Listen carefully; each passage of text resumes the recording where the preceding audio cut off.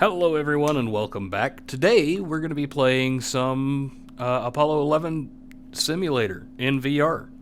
So, what brought this on was I went and visited the Huntsville Rocket Museum, and they had this VR experience there. And I was like, you know what? Shoot, for the price of a ticket, I could literally just go buy the game, and I've got VR at home, so let's give it a go. And just FYI, this is a seated experience, so okay. It's got the NASA logo, but not endorsed by NASA in any way. Ha! Should commit itself to achieving the goal before this decade is out of landing a man on the moon and returning him safely to the Earth. No single space project in this period will be more impressive to mankind or more important for the long-range exploration of space, and none will be so difficult or expensive to accomplish.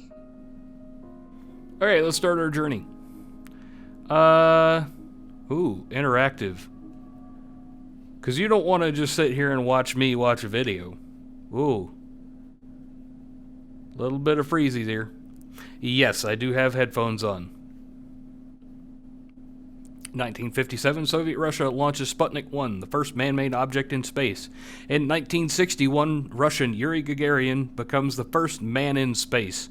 For those 5 years, America was one step behind them in the space race. In 1962, American President John F. Kennedy raises the stakes by announcing America's intentions to put a man on the moon. The following speech was delivered to the American people to support this endeavor. No man can fully grasp how far and how fast we have come. But condense, if you will, the 50,000 years of man's recorded history in a time span of but a half a century. Stated in these terms, we know very little about the first 40 years, except at the end of them, advanced man had learned to use the skins of animals to cover them. Then about 10 years ago, under this standard, man emerged from his caves to construct other kinds of shelter. Only 5 years ago, man learned to write and use a cart with wheels. Christianity began less than 2 years ago. The printing press came this year. And then less than 2 months ago, during this whole 50-year span of human history, the steam engine provided a new source of power. Newton explored the meaning of gravity. Last month, electric lights and telephones and automobiles and airplanes became available. Only last week did we develop penicillin and television and nuclear power. And now, if America's new spacecraft succeeds in reaching Venus, we will have literally reached the stars before midnight tonight. This is a breathtaking pace, and such a pace cannot help but create new ills as it dispels old. New ignorance, new problems, new dangers. Surely the opening vistas of space promise high costs and hardships, as well as high reward. So it is not surprising that some would have us stay where we are a little longer, to rest, to wait. But this city of Houston, this state of Texas, this country of the United States was not built by those who waited and rested and wished to look behind them.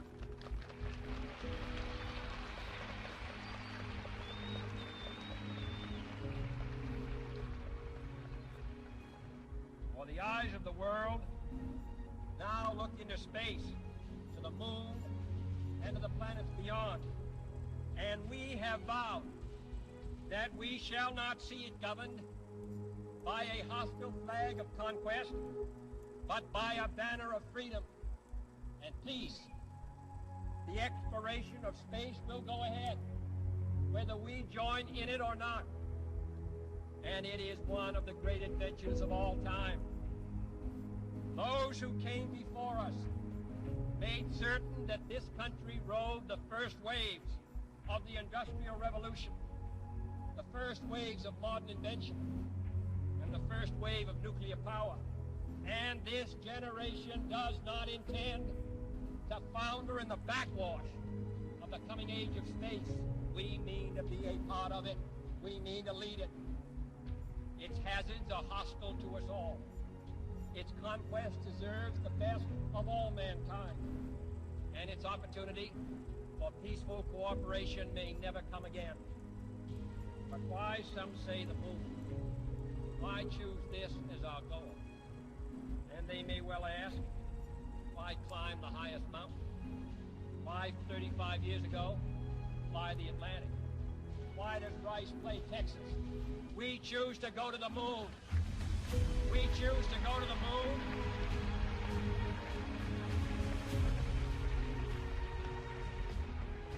We choose to go to the moon in this decade and do the other things. Not because they are easy, but because they are hard. Because that goal will serve to organize and measure the best of our energies and skills. Because that challenge is one that we're willing to accept, one we are unwilling to postpone, and one we intend to win on the other side.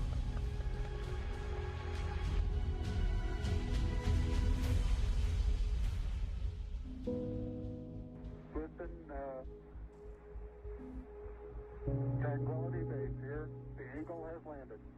Roger, Tranquility. We copy you on the ground. You got a bunch of guys about to turn blue. We're breathing again. Thanks a lot.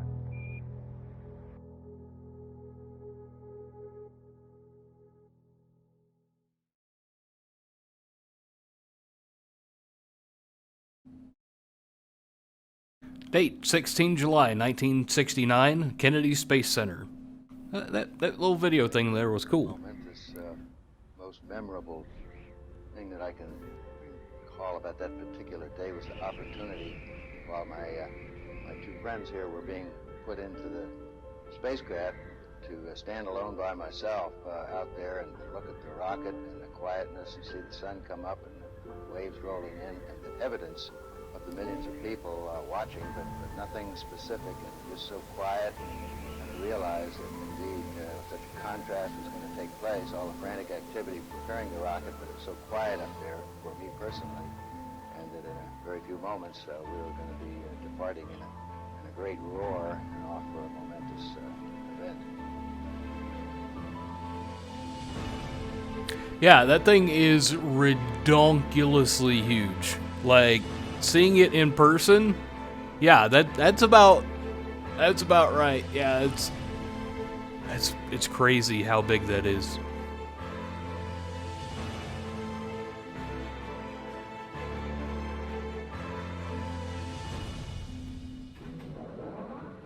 Oh shoot, I'm an astronaut now. We had a 90% chance of getting back safely to Earth on that flight, but only a 50-50 chance of making a successful landing on the first attempt. There's so many unknowns in that descending from lunar orbit down to the surface that had not been demonstrated yet by testing. It's a risk-reward equation, and you're able to accept a level of risk so long as it's commensurate with the reward that you will get by achieving the goal that you're after.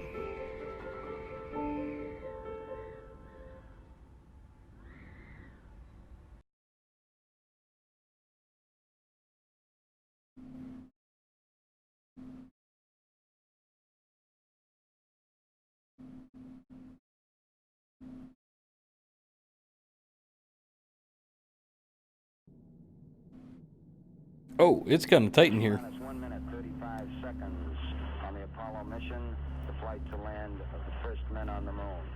All indications coming in to the control center at this time indicate we are go. 1 minute, 25 seconds and counting. Our status board indicates the third stage completely pressurized.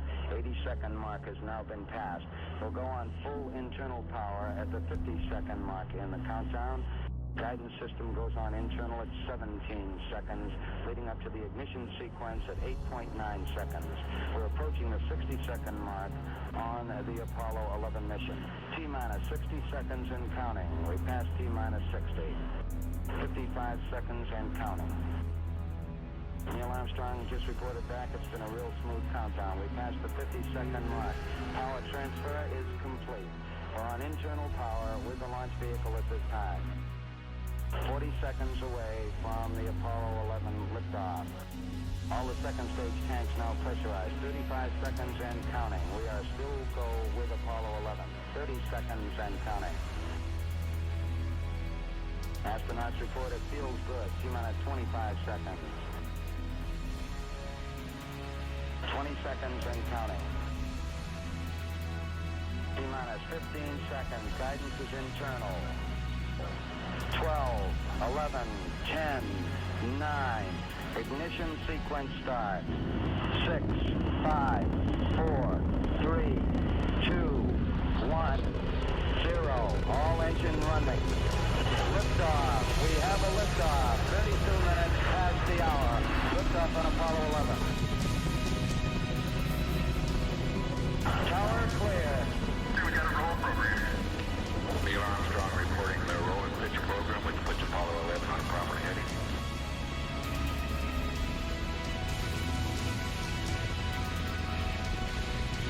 You know what? This makes me want to play Kerbal Space Program in VR. I need to figure out how to do that so I can share that, because this would be a whole nother level.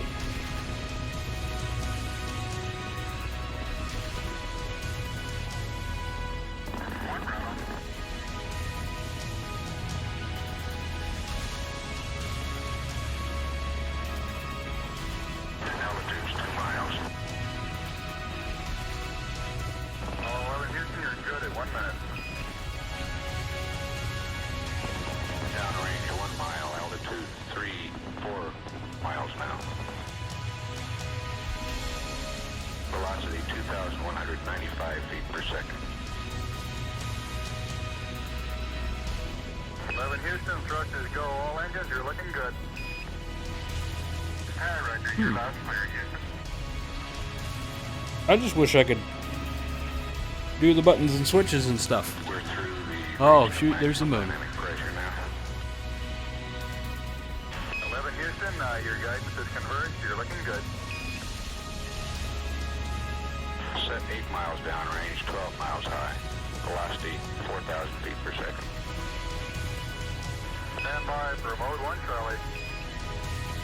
Mark, mode 1, Charlie. 1, Charlie. Cliff Charlesworth taking a staging status. This is Houston, you are go for staging. Tower's gone. Roger, tower. Inboard cutoff. Inboard engines out. I'm inboard cutoff.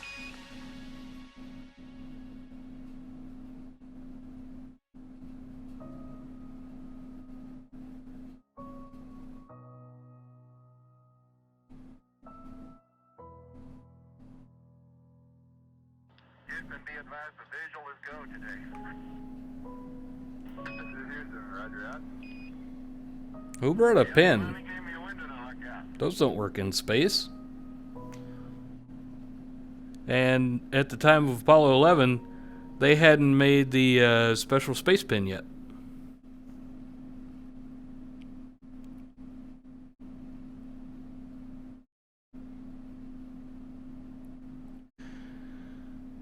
Well, I'm glad we didn't have to wait that long. I have no body.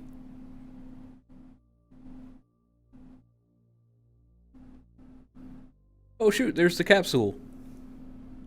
Or a capsule. It's a something, and it's glowing.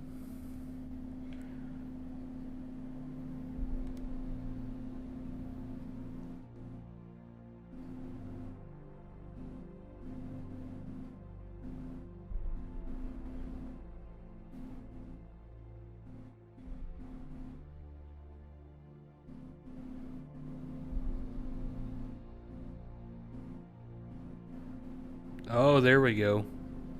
She's lighting up.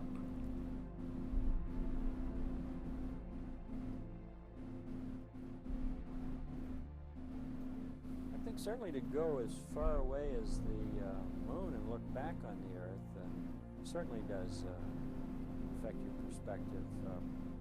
And then when you see it, tiny as your thumbnail held out in front of you at arm's length, that sort of gets your attention. Beautiful sight. Tiny, pristine, blue and white, very fragile-looking object, shining like a beautiful little headlight out there in the black velvet of space. It does change your perspective. It makes you think that we have to take better care of this little fragile entity, because it is fragile.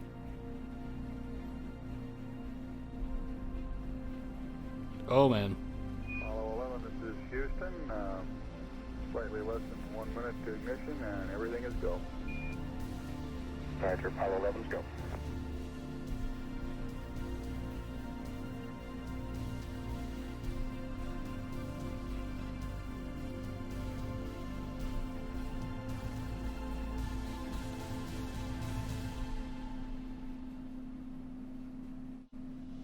Ignition.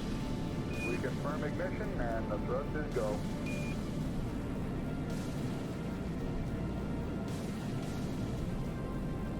Apollo 11, this is Houston at 1 minute. Trajectory and guidance look good, and the stage is good.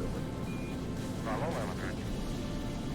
We're showing velocity 35,570 feet per second.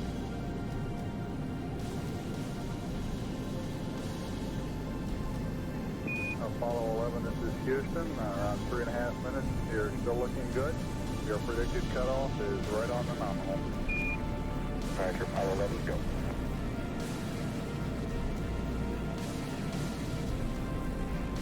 We're showing velocity 35,570 feet per second.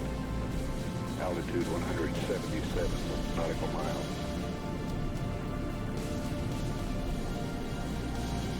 Apollo 11, this is Houston. You are go at 5 minutes.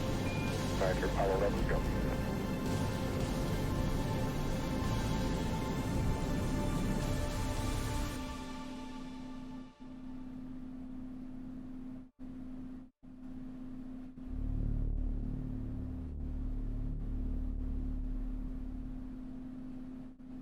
Cool.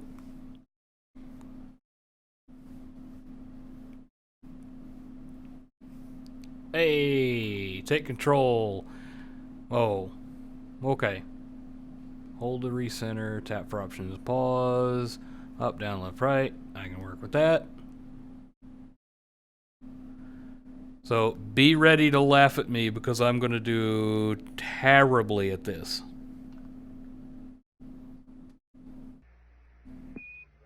Apollo 11, this is Houston. Your go for separation. Our system's recommendation is arm both spiral buses, over. Okay, Spiral B coming armed. My intent is to use bottle primary one as per the checklist, therefore I just turned A on. Roger, we concur with the logic.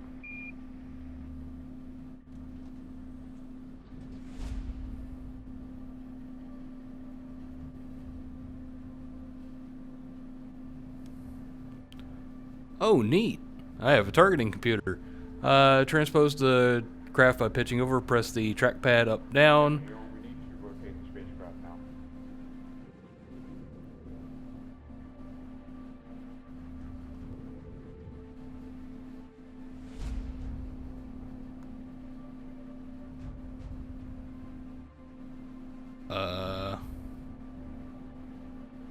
Oh, shoot, we passed it. Okay, we got the Eagle in view.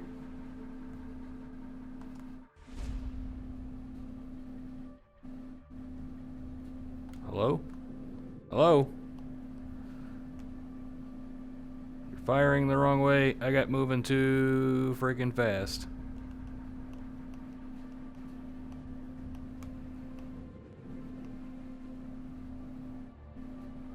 Okay. Yeah, it's actually got some kind of physics to it. Because I started moving and it was just too much.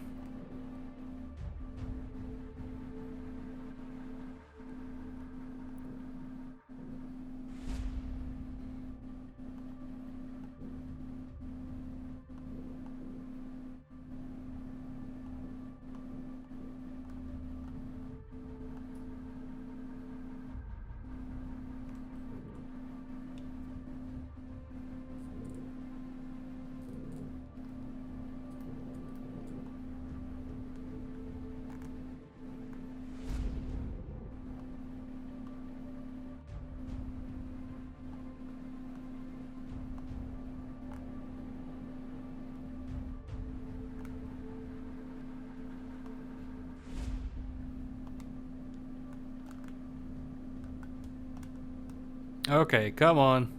I'm not pressing that direction. Moving forward. No. The controls are terrible. The controls are terrible. I need a gamepad or something. Because this is not working. Trackpad up, down, left, right. Yeah, I got nothing. I have no controls whatsoever. Did we run out of propellant or something? I don't know. And you're videotaping it for everybody to see my failures.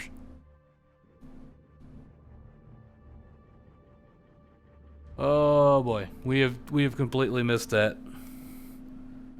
Let's go for the cinematic because I was so terrible there. I don't know if it is my controller or the game itself. Something went horribly wrong. We are restarting, this time in cinematic mode.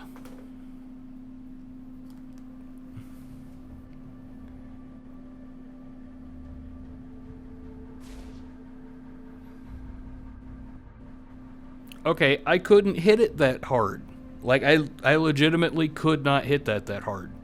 It didn't let me. Okay, we're coming up on it, and we are massively closer. And floating away? Moving forward. Oh, that's what we're supposed to target onto. Okay. And it wouldn't let me make those little bitty adjustments either. 8 meters. 6. 5 meters.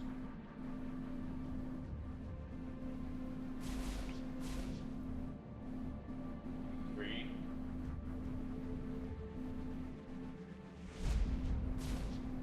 2 meters.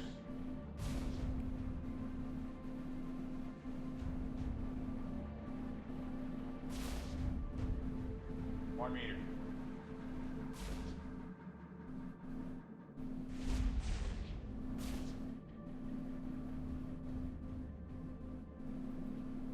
And capture.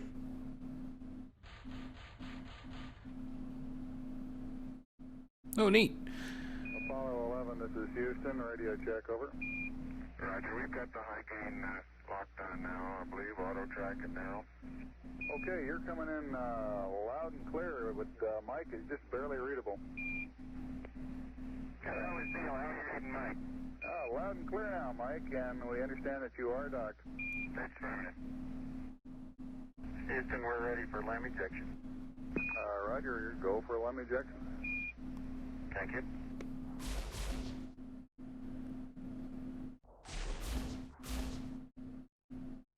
Apollo 11, this is Houston, over. Roger, Houston, Apollo 11, go ahead. Roger, could you give us some comments on how the transposition and docking went, over? Yeah, I thought it went pretty well, Houston, although I expect I used more gas than I've been using in the simulator. Except for using a little more gas, and I'd be interested in your numbers on that. Everything went nominally. This is Houston. Roger, we copy. Okay, I think that is the section that we can skip to, so we will probably be calling it quits here. I've had enough of the moving around without actually moving around. Yeah, it's making me just the tiniest bit dizzy. And yeah, I don't know how long this video has gone on for, but it feels like it has gone quite some time. So yeah, that's where we're going to call it quits. Let me know what you think about it, if you like it, if you want to see more of this kind of thing, if you want to see me continue to fail to dock a module. Okay, guys. Well, it looks like that's going to do it for us today, guys. I wanted to say thank you for hanging around this long. If you did and you haven't already hit subscribe, please do. Just so you don't miss out on any of the other cool stuff coming on down the road. If you'd like to hang out with us, please hit us up on Discord. Link is in the About section on the channel, or you can go to discord.wonsnot.com, and I will see you guys in the next one.